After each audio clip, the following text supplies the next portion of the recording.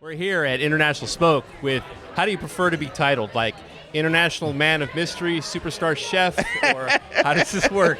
However you'd like. I'm simple. Michael Mina is here. It's an honor, sir, to talk to you. Thank you. I want to talk about first this concept of International Smoke, how you got together with Ayesha. Sure. How did that happen?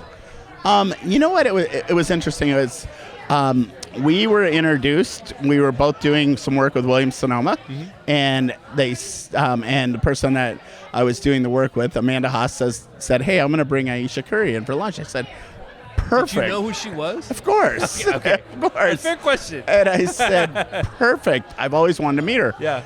And so she came in and we started talking, and literally I think neither of us actually talked to the people from Williams Sonoma that much at the lunch, because we both started just really talking about, life and and there was just a lot of fun similarities. What did you bond over the most in that moment? I think just kind of probably our families and a lot of like food philosophy. Like both of us really enjoy bold flavored food, and just started talking about different things, products we like and things of that nature. And then Ayesha started telling me, that she really wanted to go to cooking school. And I said, look, I've been to cooking school. You're not really going to go to cooking school. That's what I tell people when they tell me they want to go to DJ school. Yeah. I tell them I worked in the mall, and I've been doing this for 27 years.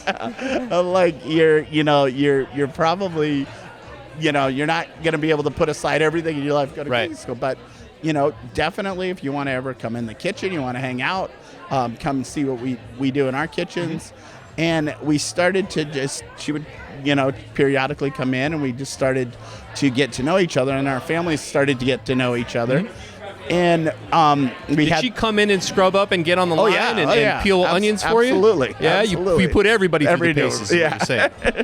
And then we had the test kitchen concept. The next one was going to come up, and Ayesha had been talking about someday she wanted to do a restaurant, and we were both just kind of kicking around concepts one night, and it just started talking about something.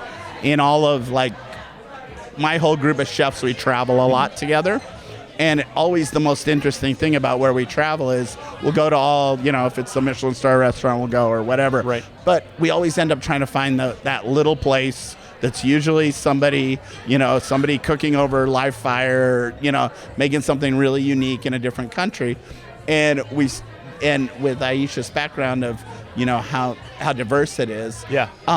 We just started talking about what we like, and we started saying, what about if we did something that was just really global on the barbecue side, and, had a little bit of American barbecue, but really focused in on kind of what is grilling, what is smoking, what's barbecue, how do people handle that around the world more, and done to say, we're going to pull these exact dishes. Right. It's more about inspiration and flavors, and that's kind of how International Smoke was born. And so we decided to do it in the test kitchen, and so it was a big success. Now, for all the purists out there, is there actual slow and low going on, or Absolutely. Is it grilling? Yeah. Oh no, the smoker's right back in the back, and all right. and so there's slow and low. So I just don't want any hate on the internet. Yeah, more of what you think of with American barbecue. Right. Like indirect heat. Cooking with smoke, but there's also little bean chiton grills back there, and there's little Mexican coal oven. Sure. And so it's not exclusively just smoke. Okay. Now, in your travels, has there ever been a food combination or a seasoning combination that kind of blew your mind? That you know what I mean? Like for me, lime and like tequila. Yeah. Or lime and you know what I mean? Yeah. That when you put them together, it's just like garlic and ginger. You put that together, it's magic. Right. Is there anything like next level that on the far corner of the universe you discovered, and you're like, oh my God, they put this on some mutton and it blew my head off? I don't know if I would go as much that direction, in the sense of probably the first time I had Yemenite spice on beef. What is that? So I would say that. Actually, I've even got a better one. Okay. I even got a better one than that. First time I went to Japan. Okay. And really, it was the purity. It was the absolute purity of really understanding what nigiri was all about and why it was what you do with the rice, the ginger, the wasabi, and the fattiness of the fish, and then why sake is so perfect with it. And the first time that you really experience it and taste them all together and think about it in that way and explain to you that way, to me was probably the most clarity that I've ever gotten of how balance is everything in food. And I'd say that probably was the most defining, like, just all of those flavors coming together at once in one bite. And understanding the importance of everyone. Sure. Of why. What it plays into that How bite. it plays into it. It's interesting. I read that when you eat Japanese food, and this may be true about any kind of food, but they want you to stay off your phone. Yeah. Because it's art, and you need to know what's happening. Yeah, and, you know, when they're touching it with whatever glaze they're putting on it, if it's yuzu or if whatever it is that's going on that it's going to absorb in the fat really quick, and it's all about how it hits your palate and how it, I've been obsessed with yakitori recently. Oh, absolutely. I watched my wife thinks I'm nuts. I watched a 20-minute video of an old guy breaking down a chicken, and he's taking the fat off the back and stuff. And what I noticed was this, after watching several videos, and my wife is half Japanese, and so we have very different culinary styles. For her, because of her culture, I think there is one way to do something correctly, and everybody does it that way. Yeah. That's what I noticed when they were breaking down the chickens. Yeah. Everybody did it the same way. Any other way was wrong. Right. I make her nuts because I'm the guy that goes 9 different ways to the same end game. I don't know. How do you cook? Which one of those are you? You got to go the same way every time. But why? Well, is everything else a waste of time? No, I mean, there's obviously different methods, different techniques to create something different. Right. But you can't really argue if somebody has been doing it generation after generation after generation, they probably figured it out. I make her crazy. Babe, if you're watching this, Chef Mina says that you are right and I am wrong. There it is. Absolutely. Now, I want to talk about Raphael House and how you maybe got involved with that and what we have going on tonight. This is an organization that I was doing some reading up on. How have you been kind of moved by it personally or its mission or anything like that? Well, I think that, in everywhere, like a lot of us are really blessed in life that maybe we're not experiencing things that, on a day-to-day basis. But reality is it's all right around you. And when you start to think about how hopefully, people have a chance to turn their life around or move their life forward in a different way, if you can have anything to do with that, and whether it's Raphael House or, in a city like San Francisco, it's such a beautiful city in the sense that there's so many ways to participate. Yeah. And I think that's something that, we've tried to do I've tried to do since the day I got to San Francisco, and fortunately with the more restaurants we have, the more ability we have to do it.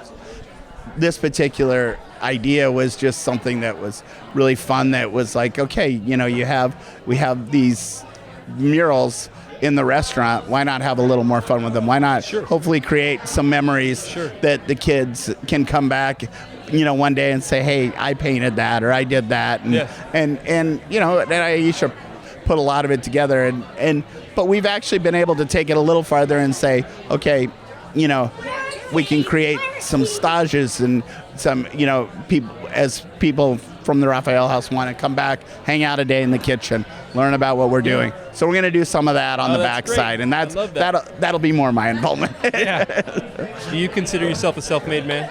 I think I've worked very hard to get to where I'm at, but I also, had a really great childhood, and so I think that that there's something to be said for that definitely helps you along the way. I've always had amazing parents to role model myself after, and be able to have this is what I should be doing, right? And not everybody has that, and so self-made, I wouldn't really use that term. I'd say maybe family made. With a good base. Yeah. What are a couple of lessons that you would try to impart on your own kids with that in mind? I tell with my kids, it is different in the sense that, I grew up in a small little farm town as opposed to a big city like this. Where did you grow up?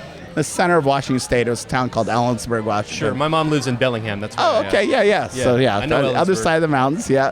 But, we have a big rodeo. I think it's really important for everybody to be respectful of other children and to understand that as you grow up, everybody has a different road. There's a reason no two people are the same, right? Yeah. And you can learn from everybody. You just gotta keep your eyes and your ears open. So a lot of people may remember, like you started, if I remember, in the Bay at Aqua, which I had been back in the day. I was a couple times. Now, over 40 restaurants worldwide. Do you ever sit back and go, wow, this is too much? Or like, how do you keep it together? I asked Ayesha the same question. She's got a lot of jobs. You've got a lot going on. Yeah. For people that are trying to compartmentalize and really realize their dreams, but then also have different responsibilities, how do you do that? Yeah, I mean, different days obviously create different challenges. And I think as I've gotten older, I understand that the day's going to end at some point and the next day's going to start.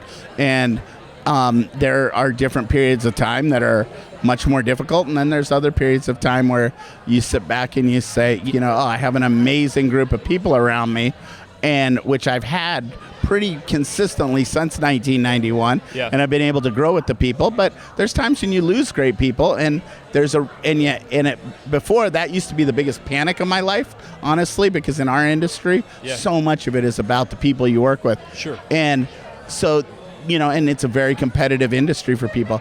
So my panic used to always be, I can't lose anybody. But then you realize that there's all these great people that are coming up as well. Yeah. And you need a mix. You need a mix of all of it. So there's times where you got to maybe have to lean in a little harder, and then there's times where you get to sit back a little bit more and look at it and be able to say, okay, what's that next generation? Who's the next one?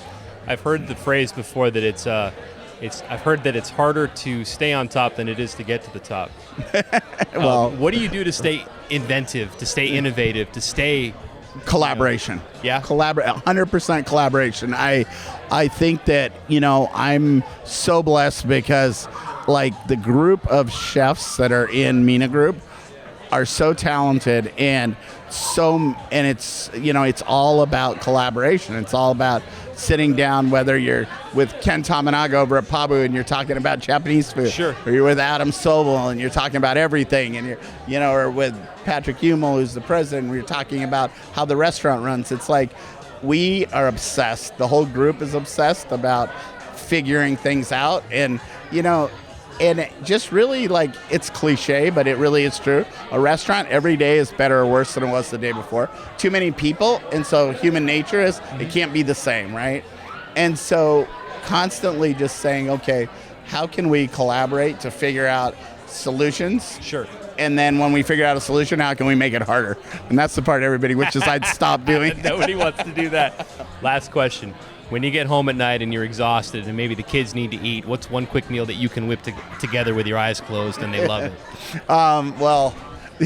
So the kids are very different, right, too. One of them just forces pasta constantly, right? So how old are the kids? Mine are older now. They're 20, 21, and 17. Okay. But honestly, like, our go-to is usually at our house is pasta, and it's never one particular kind.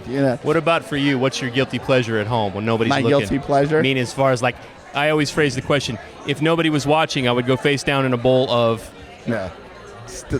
I would say still in a hamburger. Thanks for your time, Chef. Thank you.